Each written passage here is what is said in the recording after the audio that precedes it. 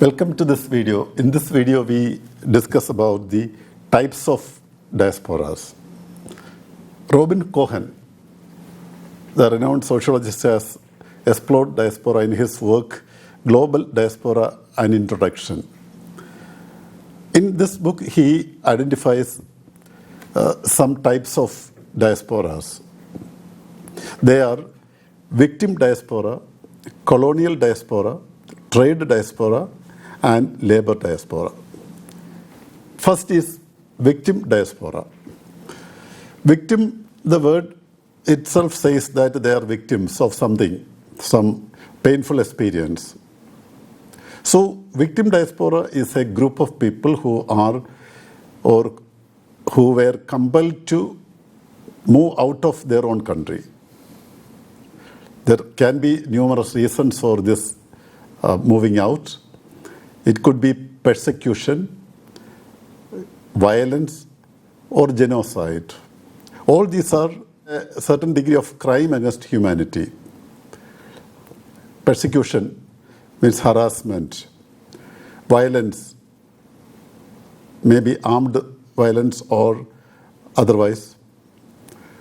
Genocide, killing of an entire population. The best example is the Nazis killing millions of Jews. So these kinds of violences, offenses, harassments are rampant across the globe. One of the recent examples can be that of Rohingyans. So many people across the globe, they face this kind of bad experiences. So they become the victims of these atrocities, and finally, due to that, they move out from their own country. Victim diasporas are characterized by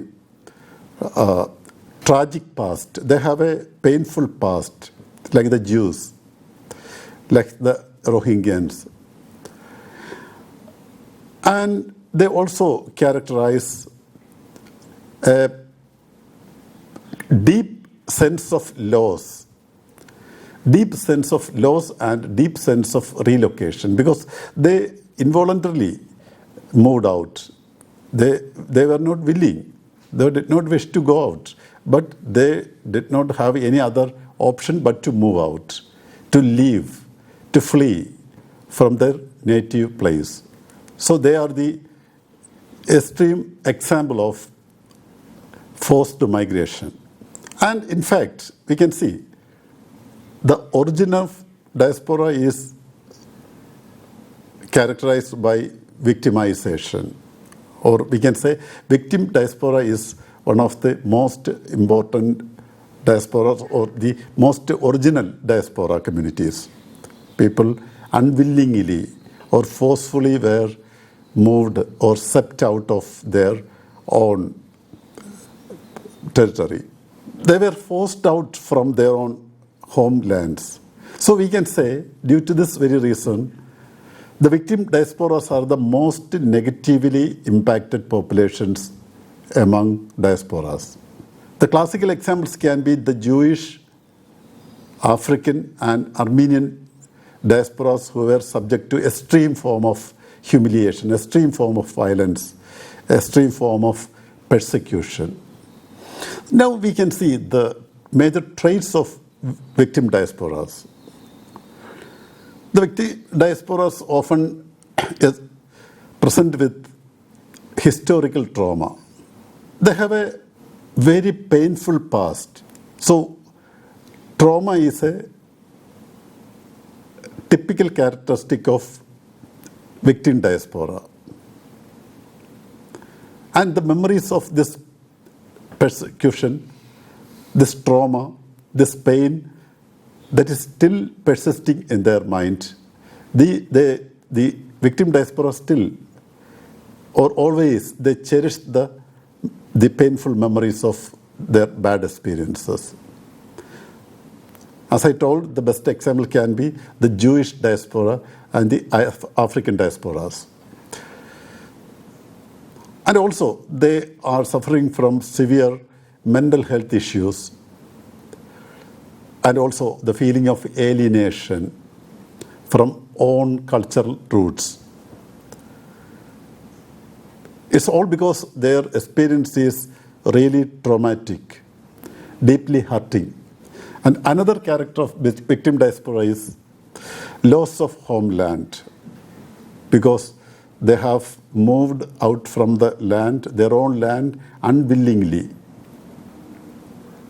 In a sense, they had to flee from their homeland due to harassment, violence, or persecution.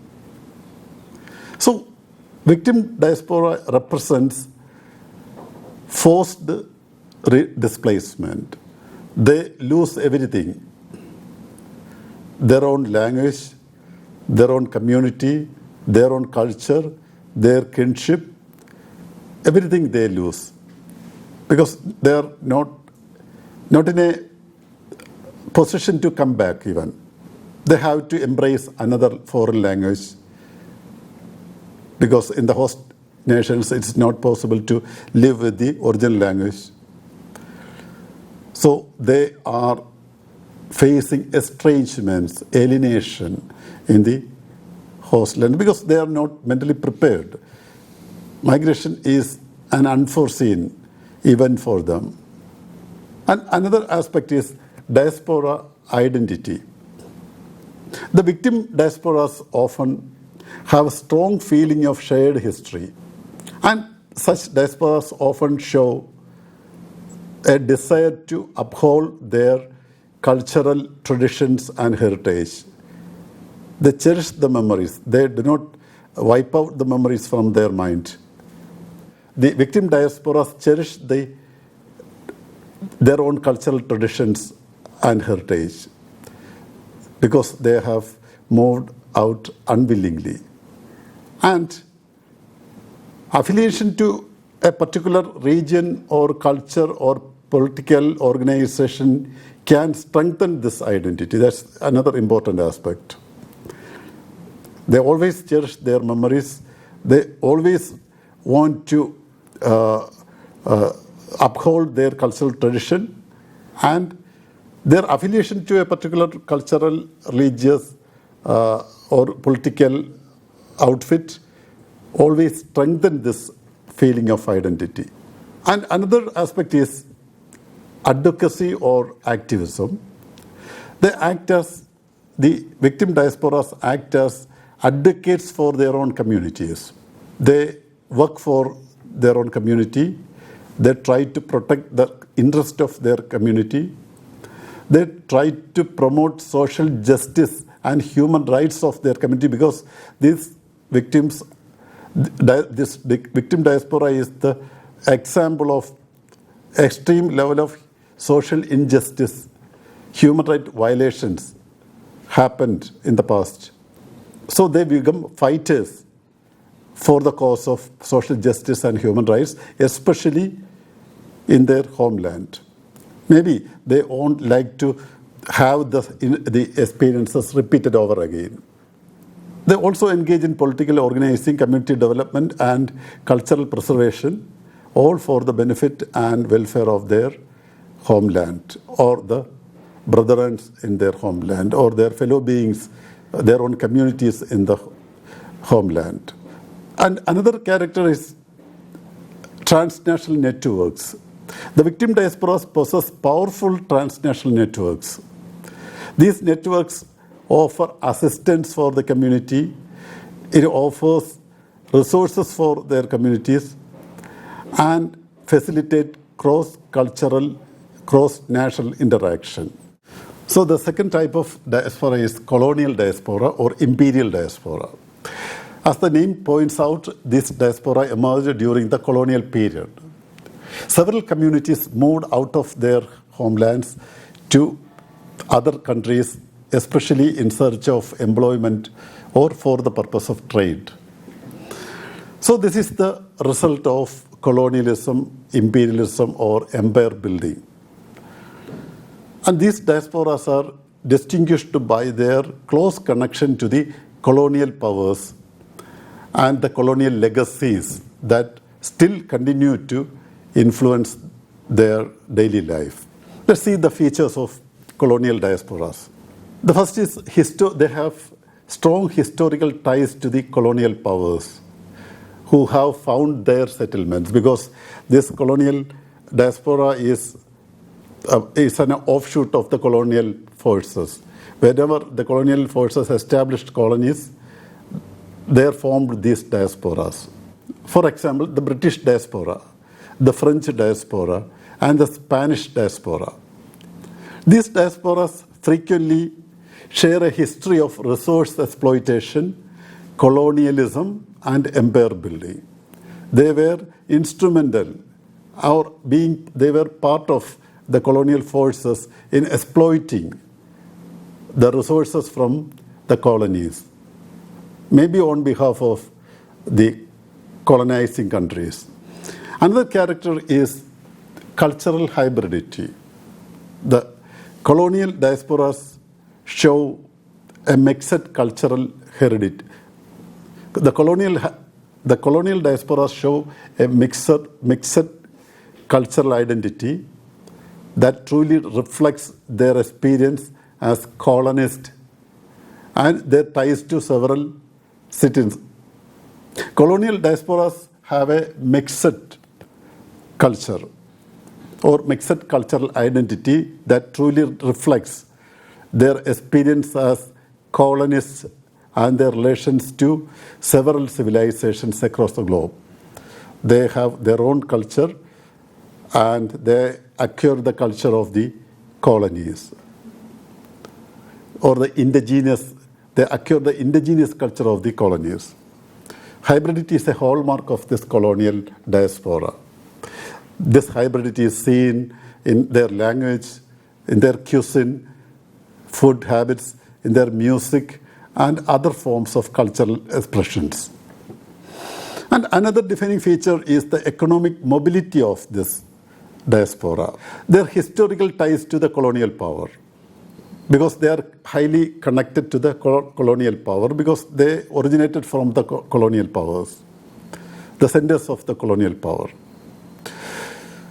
And they have greater access to resources and opportunities, being in a dominant position in the colonies or being part of the colonizing forces. However, some degrees of exploitation and inequalities are also visible among them. Yet another aspect of colonial diaspora is transnational networks. The colonial diasporas have strong transnational networks with other communities as well as with their home countries. So it has several dimensions. They are connected with the home states and with the similar communities elsewhere. These networks are highly contributing to their progress. They offer assistance, they offer resources, and they facilitate cross-cultural interaction for this diaspora. And these colonial diasporas have some legacies. The major legacies of the colonial diasporas are racism, inequality, and cultural erasure. These still have an impact on the colonial diasporas. They also, like many other diasporas, face issues of identity, representation, and cultural preservation. And the third type of diaspora is commerce diaspora or trade diaspora. This is also an important type of diaspora. These diasporas, they traveled for business and trade. And they have established their own business outfits, trade outfits across the nations or across the host nations. From the early times, the merchant communities have maintained their links between home states and the new locations where they settle down. So they maintain these transnational relations in a stronger way because it is much necessary for their economic interest.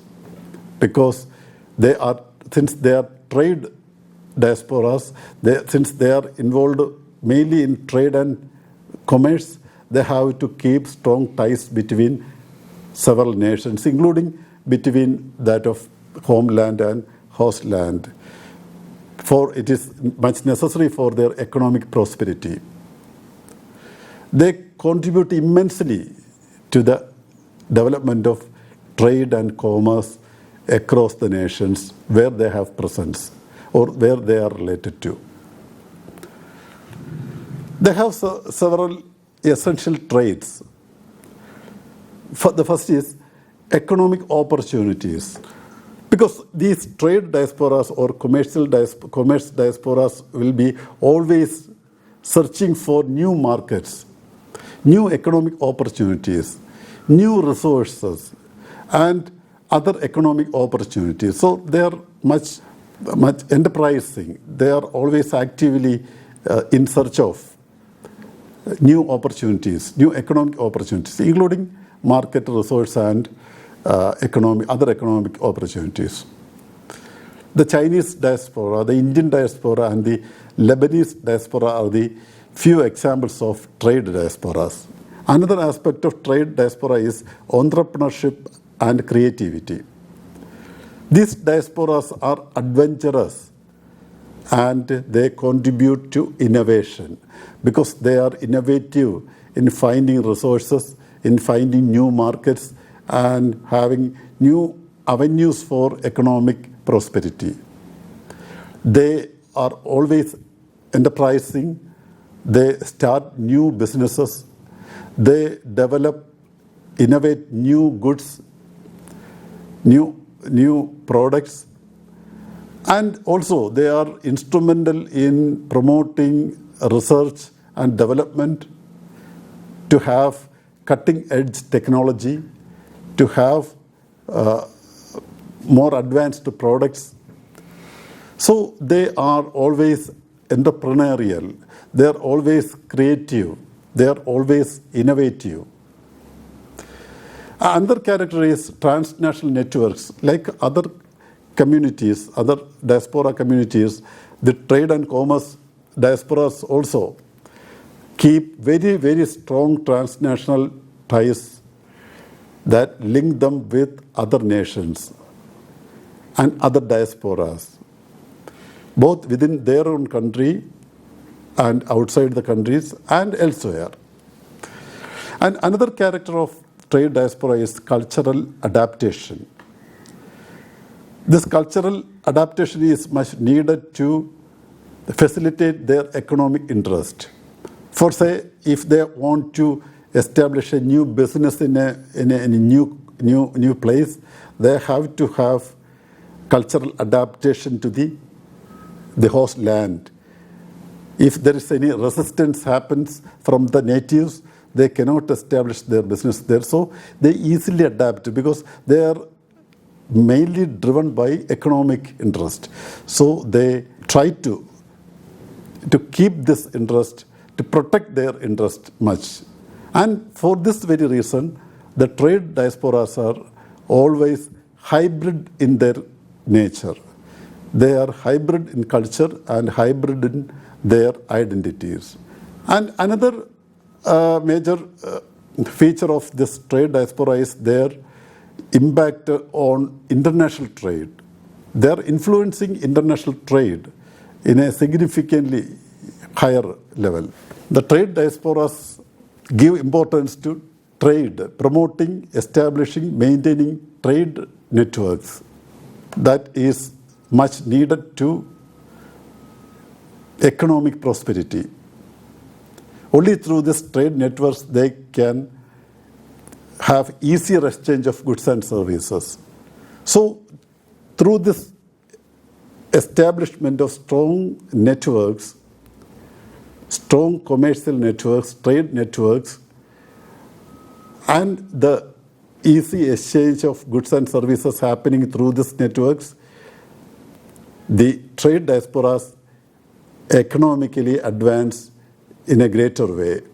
And the final type of diaspora is labor diaspora.